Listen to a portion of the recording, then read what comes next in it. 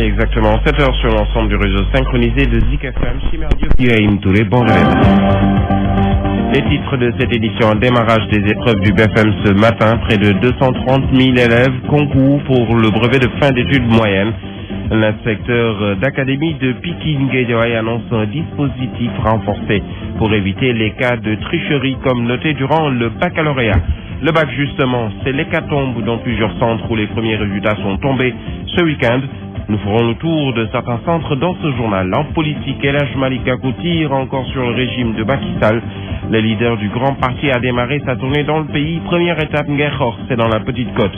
À Pikine, le groupe de refondation du parti Réumi exige le départ sans condition d'Idrissa Seck à la tête du parti à l'installation d'Omar Sarr.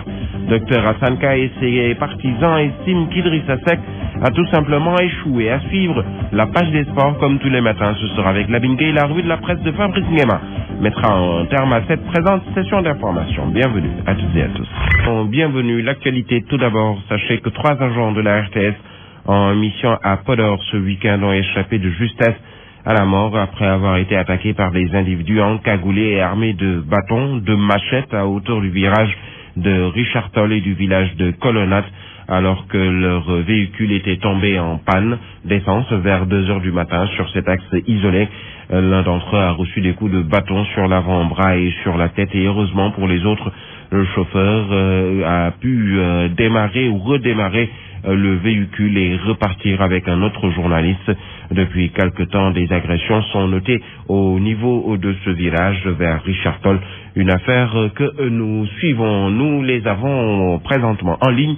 Les Traffic Boys pour un point sur le trafic. Messieurs, bonjour. En 2015, les cas de tricherie enregistrés au baccalauréat vont servir de leçon aux autorités académiques, notamment dans la banlieue de Dakar. L'inspecteur d'académie de Pikine-Guédiawaye est formel. L'interdiction du port ou de l'utilisation de portables en classe est systématique. Selon Momar Seyniwad, tout le dispositif est pris pour 0 cas de triche. Il en appelle à la vigilance de tous les surveillants dans les centres. Voici Momar Seyniwad, inspecteur d'académie de Pikine-Guédiawaye. Le voici avec Younoussa Baldé. Nous avons fait donc tout le travail qu'il fallait. 96 études, 27 627 candidats, c'est énorme. Point de vue du nombre de candidats, l'académie de Pikine-Guédiawaye elle seule regroupe presque la moitié des candidats de toute la région de Dakar et elle est à la 2e position au niveau national derrière. Et la particularité cette année, c'est que nous avons beaucoup plus de filles candidates. Nous avons 15 491 filles contre 12 136 garçons. Et là aussi, tout le dispositif est mis en place. Oui, tout le dispositif est mis en place. Bon, les épreuves également, il y a un calendrier national. Bon, nous allons les récupérer par IF. En tout cas, le jour J, tout sera au point. Et cette fois-ci, vous serez ferme avec ces 3 reportages de force? Non, nous serons très fermes et je pense que nous allons redemander encore aux surveillants d'être encore beaucoup plus vigilants. Sachez que pour cet examen du BFM, il y a au total 230 060 candidats qui concourent. À partir de ce matin, ils seront répartis dans 977 centres et 1135 jurys. Les premiers résultats du baccalauréat ont commencé à tomber, notamment à Rufisque. C'est le centre du lycée moderne qui a procédé à sa délibération durant ce week-end. Les candidats des séries S1 et S2 ont composé dans ces centres qui ont abrité 2 jurys. 91 candidats sont passés d'office, 180 autorisés à passer le 2e tour en série S2. La série S1 a comptabilisé seulement 14 admis d'office et 5 admissibles, des résultats jugés catastrophiques. Correspondance Chamet Tidiane Seck. xaar bi yàggoon na lool ci candidat yi nga xam ne ñoom ñoo composé woon fële ci lycée moderne bu Tëngéej bi ci bi juróom-benn waxtu jotee ci ngoon si la ñuy tàmbali proclamation bi nekk bànneex te ñu tudd. L'attente a été longue pour les candidats qui ont composé au lycée moderne de Rufisque. C'est vers les coups de 18 heures que la proclamation a démarré. Un dénouement heureux pour les uns et une réalité dure à apprendre pour les autres. Ibrahim Adba, lui, a réussi d'office. D'une part, je suis content, d'autre part, je suis pas content parce qu'il y a mes amis qui ont échoué. Ça me divertit quoi, franchement. Mais tant pis alors, Dieu merci que j'ai réussi. Et je dis courage à mes amis qui vont refaire la terminale. Ce centre abrite 2 jurys des candidats en série scientifique. 91 S2 ont réussi d'office et 180 sont autorisés à passer le deuxième tour. 14 en S1 sont passés de S5 vont devoir passer le deuxième tour. Dans un premier temps, parce qu'il s'agit de se prononcer à chaud sur les résultats. Donc la remarque générale, c'est que les résultats ne sont pas vraiment. En S1, nous n'avons pas de mention très bien.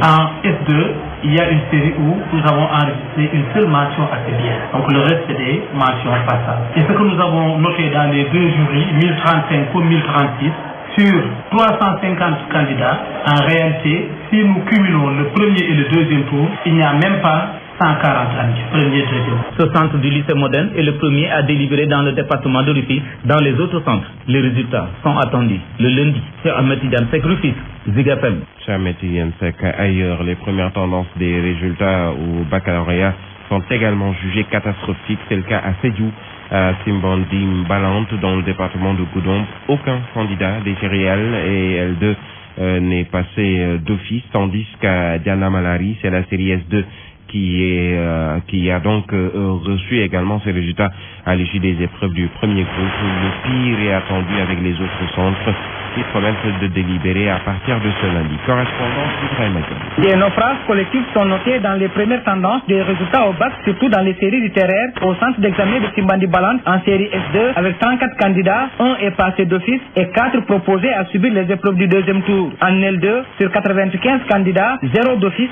et 18 versés au second tour. Et en L'1, sur 113 candidats, personne n'est passé d'office et 16 autorisés à tenter leur chance au second tour. Au jury 719 du lycée de Goudomp, pour 306 candidats inscrits, la série L'1 a enregistré 0 admis au premier tour et 3 admissibles pour le second tour. En L2, 6 candidats sont admis d'office et 35 autorisés à subir les épreuves du second tour. 3 admis d'office et 2 admissibles sont notés en série S2 sur un total de 17 candidats inscrits. Au centre de Tanaf, qui comprenait le jury 729 sur 392 candidats qui ont effectivement composé, seulement 5 sont passés d'office, toutes séries confondues, et 51 vont aller au second tour. À Diana Malari, sur les 268 candidats, 10 sont passés d'office et 56 vont se parfaire au second tour. À signaler qu'à Diana Malari, la série S2 qui comptait 31 candidats n'a enregistré aucun admis d'office. Sans embâche, les spécialistes de l'éducation, dans leur analyse de ces résultats catastrophiques, même si ce ne sont que les premières tendances, pointent du doigt les grèves cycliques qui ont émaillé l'année scolaire.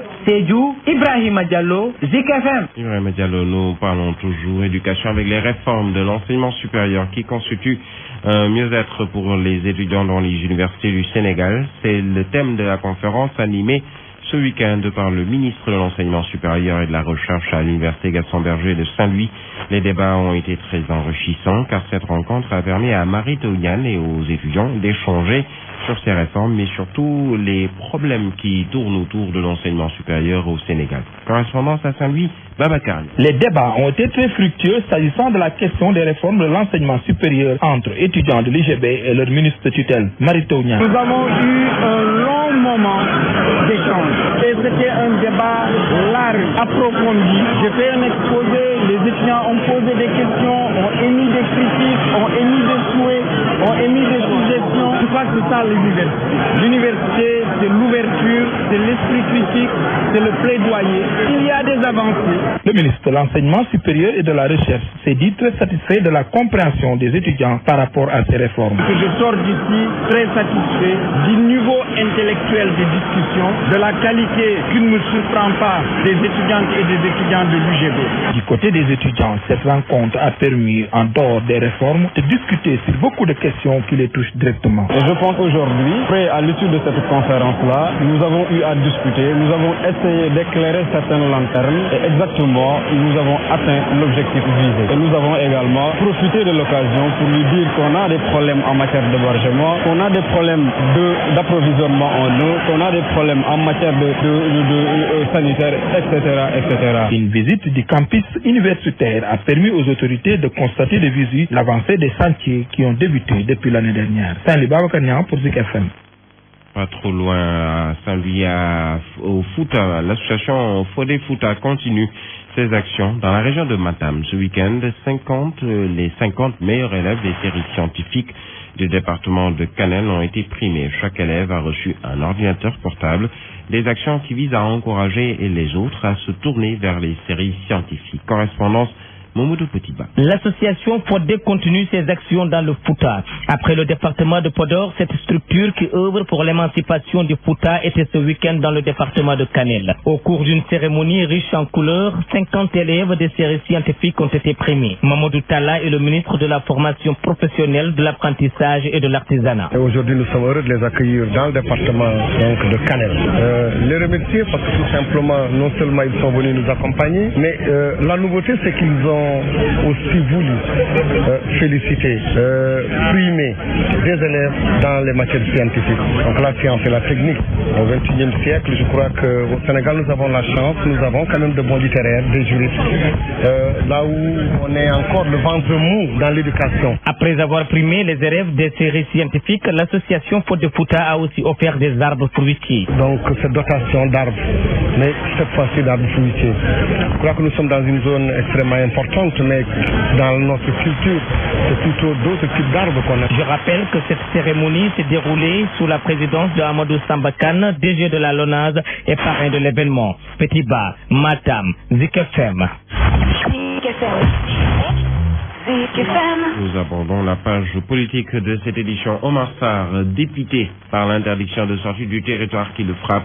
Le secrétaire général adjoint du Parti démocratique sénégalais, dans un communiqué, estime que cette interdiction est illégale. Il dit avoir honte pour le président Macky Sall et honte même du chef de l'État et chef ou président en exercice de la CEDEAO, dont pourtant la Cour a fustigé l'interdiction de sortie du territoire de plusieurs dignitaires. Nous y reviendrons.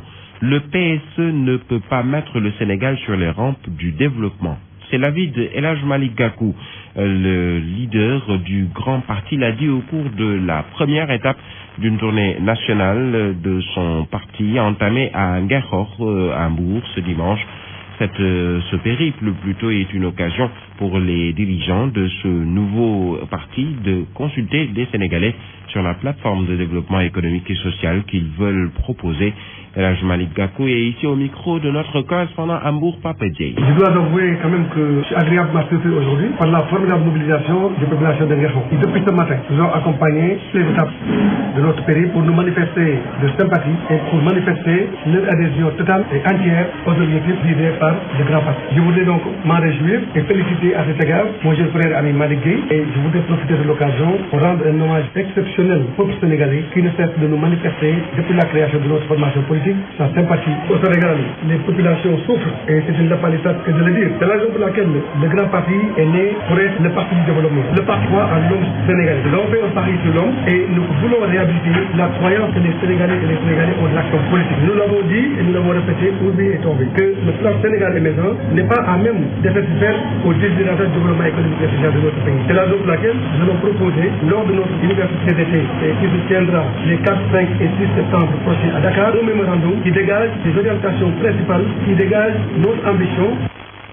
Sachez que le grand parti dirigé par El Hadj Malick Gakou a, au cours de cette étape, enregistré de nouvelles adhésions. D'abord, la démission de l'ensemble des militants de la coordination communale de l'AFP venus rejoindre le grand parti, en plus du ralliement de El Hadj Pape Mbeng, qui est la tête de liste de la coalition And Suxali Ngexokh lors des dernières élections locales.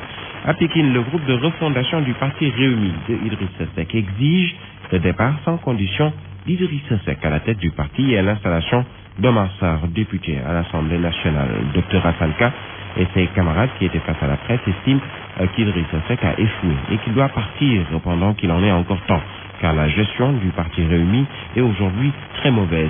Ils qualifient aussi les débauchages du camp adverse d'enfantillage et de farce de mauvais goût. Dr Hassan Ka, coordonnateur de Réumi à Pékin, il est au micro de Younous Baldé. Mais aujourd'hui, mon objectif, c'est le départ du mentor et l'installation de Omar Sarr. Aujourd'hui, la refondation réclame le départ du frère Idrissa Seck au sommet du parti Réumi pour qu'il devienne un militant simple après plusieurs échecs. Et nous voulons conquérir le pouvoir, soit avec le Réumi seul ou avec d'autres partis qui pourront nous soutenir dans ça. C'est déjà une première étape vers le Congrès et il y en aura d'autres à travers une tournée, à travers d'autres déclarations déclaration pour soutenir le camarade Omar Sarr, c'est un enfantillage. Quand on vous dit qu'à Guédiawaye, il y a des gens qui ont rallié le Réumi, sans que l'opinion ne puisse savoir qui, quand et comment, chaque mentor de parti a sa base naturelle. On vous dit à Fatick, il y a des gens qui ont rejoint le Réumi à travers un communiqué. Tu ne vois pas de photo, tu ne vois pas de nom. Nous, en tant qu'élément conscient et intérieur du Réumi, mais nous considérons que c'est de l'enfantillage. Parce que nous-mêmes, nous ne connaissons pas qui a été débauché.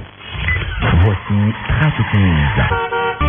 Nous restons dans la banlieue de Dakar où les habitants de l'unité 6 des Parcelles Assainies tirent encore une fois la sonnette d'alarme. Ils ont observé un sitting pour mettre en garde les autorités face à une situation qui perdure dans leur localité. Il s'agit notamment du problème récurrent de l'évacuation des eaux usées. Malgré les cris de détresse, rien n'est encore fait. Les populations cohabitent avec les déchets et même des latrines. Elles n'en peuvent plus et se demandent s'ils ont réellement un maire. Correspondance Zara Aïda. Un appel au secours de plus des populations de l'unité 6 des Parcelles Assainies. Elles étaient en sitting afin d'exprimer leur ras-le-bol face au problème d'évacuation des eaux usées qu'ils vivent depuis plus d'une décennie. Ibrahim Mandao, jeune du quartier. On a interpellé les autorités à plusieurs niveaux.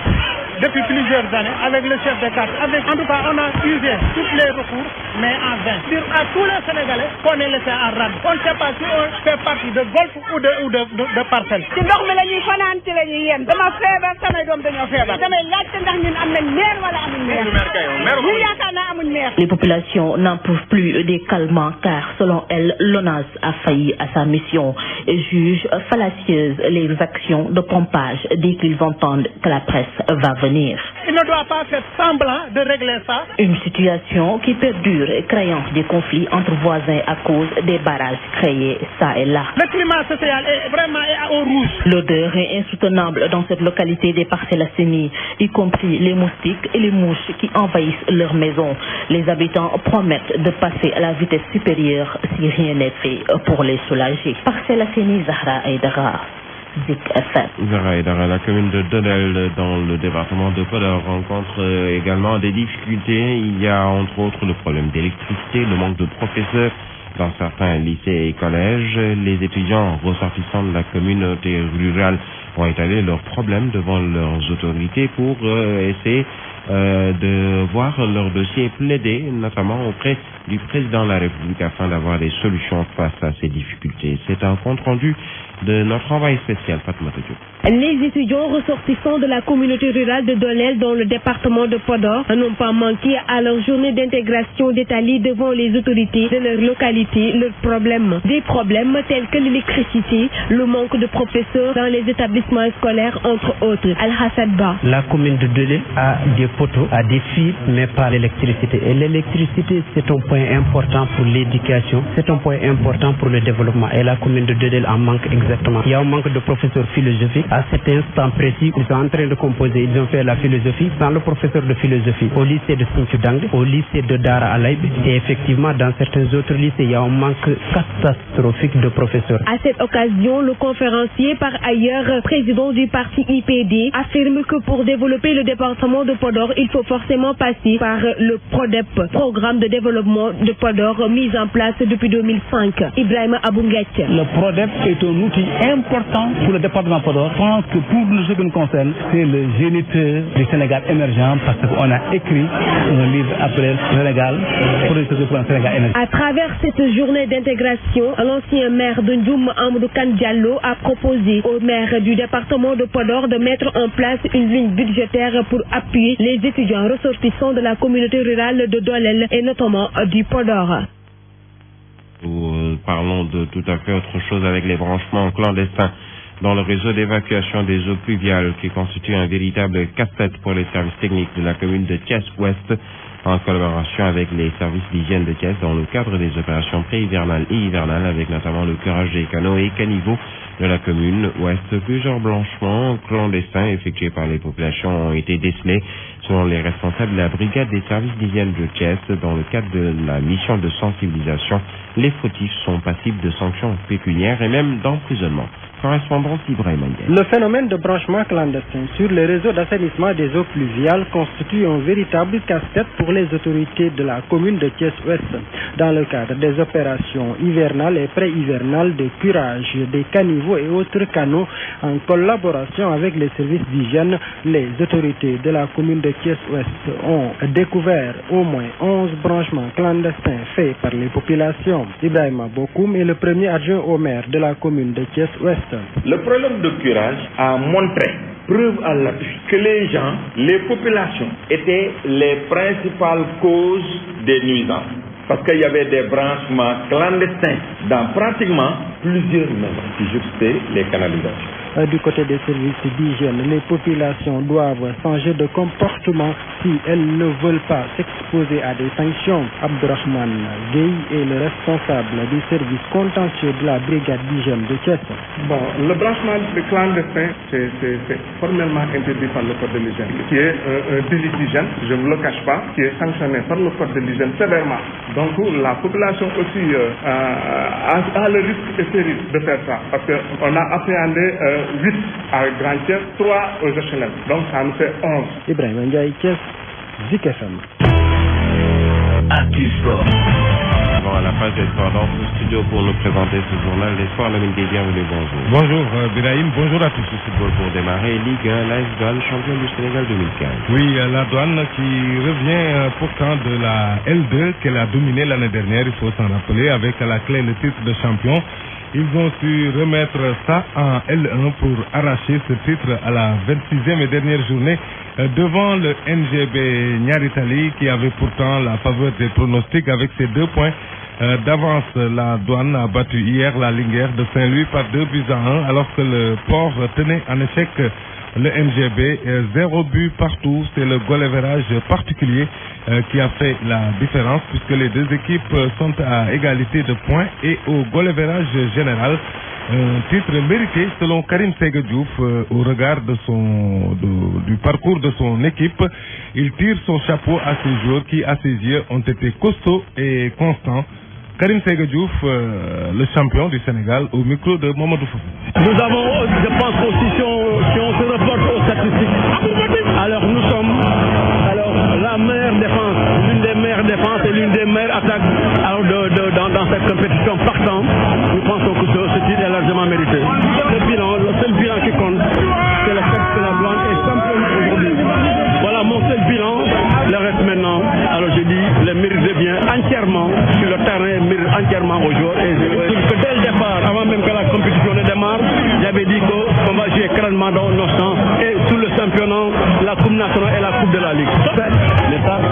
C'est Dieu qui a décidé que la Douane, alors sous le magistère technique de Karim Séga Diouf, soit championne du Sénégal. Aucun mérite de ma part. Aucun mérite. C'est Dieu qui a décidé qu'on soit champion, mais notre parcours et notre statistiques montrent aussi que la Douane mérite son titre. On a fait preuve de rigueur, preuve de constance et on est champion. Voilà, alors Bassirou Ndiaye est un président heureux. Oui, à la dimension de la performance réalisée par son club en 2 ans, le président de la Douane n'a pas lésiné sur les moyens pour mettre son équipe dans les conditions de performance. Bassirou Ndiaye est toujours avec Mamadou Fofo. On a récupéré de très bons jeux, mais également on a mis des moyens pour cela. On a mis les joueurs dans de très bonnes conditions. Vous pouvez aller discuter avec les joueurs. Il ne manque de rien. C'est une famille. Moi-même, quand je viens, c'est comme si j'étais un joueur. On est jeunes, on discutait. Donc il y a aucun clivage entre le président et les joueurs. C'est un très grand exploit. Je rends grâce à Dieu. Je rends grâce à Dieu d'avoir fait cet exploit-là. Maintenant, comme je l'ai dit, aujourd'hui, on est champion. Maintenant, pour le moment, on pense à la Coupe de la Ligue. Je ne peux pas imaginer aujourd'hui être champion du Sénégal devant Djambar, devant Iso, devant Djarab, devant l'AS Pikine. Sincèrement, je n'y croyais pas. Voilà, c'est peut-être après, au fur et à mesure, la petite voilà. Je vais me concentrer pour la finale de la Coupe de la Ligue. On va faire une évaluation et on verra où on va aller et qu'est-ce qu'on peut, les moyens qu'il faut mettre sur le chemin pour arriver à ce niveau-là. Voilà, il faut savoir que la Douane joue également la finale de la Coupe de la Ligue, c'est contre Dakar Sacré-Cœur pour un doublé aussi historique. Alors c'est la déception, la grosse déception pour Niaritali coiffé au poteau. Oui, le NGB est leader jusqu'à la dernière journée avec 2 longueurs d'avance sur la Douane, n'avait besoin que d'une victoire face au Port déjà en L2 pour s'adjuger le titre, chose que les Galactiques n'ont jamais su faire. malgré un stade totalement acquis à leur cause. Niary Tally devra donc encore patienter pour célébrer le premier titre de champion qu'ils ont frôlé dès leur première année en Ligue 1 avec la finale retour perdue contre le Jaraaf de Dakar. Et alors, nous parlons toujours de Pikine, où il n'y a pas eu de miracle, relégué malgré sa victoire. Oui, Pikine champion en 2014, Pikine qui avait réussi même le doublé avec la Coupe du Sénégal, a certes gagné hier 1-0 devant Diambar, mais les banlieusards sont relégués en L2 puisque Ngor, qui était son rival, n'a perdu que par 2-1 face à la Sunéor, c'était à Diourbel. Là aussi, ça s'est joué au goal average puisque les deux équipes totalisent le même nombre de points. Que d'événements inédits cette saison, un promu champion, la Douane, un champion en titre relégué, l'AS Pikine. Lutte à qui le prochain tour chez Bombardier? En tout cas, sa nette victoire sur Modulo a fini définitivement peut-être de convaincre les derniers sceptiques qui doutaient encore des qualités du B52. Le Mbourois a aussi la réputation et le mérite d'avoir battu et freiné tous les phénomènes sur 2 générations. C'est lui qui stoppait, on s'en rappelle encore, Mohamed Ndao Tyson, alors bourreau de l'ancienne génération. Bombardier a aussi battu Balla Gaye 2, roi des arènes, qui venait de mettre fin à l'invincibilité de Yahya Diop Yekini. Mais c'est aussi Bombardier qui a battu nettement Modulo comme personne ne l'a jamais fait. Donc vraiment, chapeau à ce grand champion. Le prochain, peut-être Yekini, peut-être Eumeu, Gris Bordeaux, peu importe, il veut garder sa couronne jusqu'au bout. Alors nous terminons avec cette randonnée pédestre du Conseil économique, social et environnemental. Oui, une initiative de l'amicale du personnel qui compte d'ailleurs l'institutionnaliser. Le personnel est convaincu que cette activité sportive permet d'unifier et de raffermir davantage les relations entre eux. Du Conseil économique, social et environnemental, en passant par l'avenue Blaise Diagne, un parcours effectué par des centaines de personnes visées par l'amicale du personnel du Conseil économique social qui juge nécessaire d'organiser cette randonnée pédestre. Fatou Bignon est la présidente de l'amicale du personnel du CSE. Cette initiative fait partie des activités de l'amicale du personnel du Conseil économique social. C'est notre deuxième activité qui se trouve dans notre programme annuel. Aujourd'hui, nous avons organisé cette première édition de la randonnée pédestre pour mieux vulgariser ce qu'est la pétition citoyenne. Une randonnée pédestre qui a vu participer beaucoup d'autorités étatiques. L'amicale du personnel du Conseil économique, social et environnemental compte pérenniser cette initiative. C'est notre première édition. L'année prochaine, Inch'Allah, à la même date, cette randonnée pédestre a permis au personnel du Conseil économique, social et environnemental de se familiariser et c'est le rôle de toute amicale. Venu participer à la marche, ce conseiller salue l'organisation de cette randonnée. C'est une excellente chose parce que c'est le prolongement du programme des journées ouvertes que Madame la Présidente avait organisé. Organisé pour la première fois au Conseil économique social, la présidence de l'amicale s'engage à unifier tous les travailleurs de cette institution via le sport. Voilà, Birahim pour la page. Merci à vous, les